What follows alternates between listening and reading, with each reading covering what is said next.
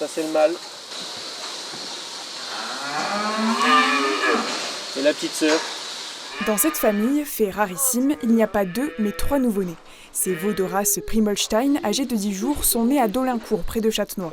Leur santé est bonne, seul l'un d'entre eux peine encore à tenir debout, mais cet éleveur laitier est confiant. D'ailleurs, il n'avait jamais vu de triplé dans sa ferme.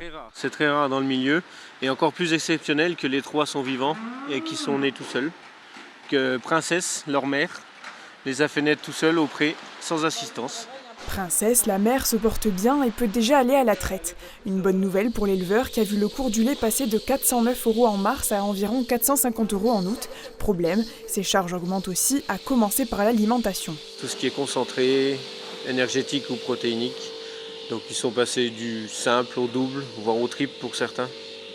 Les engrais azotés, notamment du fait de la guerre en Ukraine, et qui sont fabriqués avec du gaz russe. Donc ils sont passés du simple au triple. L'agriculteur a un projet pour réduire ses dépenses. Donc c'est ici que je souhaiterais implanter un tracker solaire. Un tracker solaire, sorte de panneau qui pivote selon l'orientation du soleil pour le capter toute la journée. De quoi devenir autonome en énergie. Seulement son terrain se trouve près d'une église et classé monument historique. Impossible donc d'installer ces panneaux ici, même s'ils sont cachés par son étable. L'éleveur a le droit de les placer quelques mètres plus loin, sur la colline, en dehors du périmètre protégé.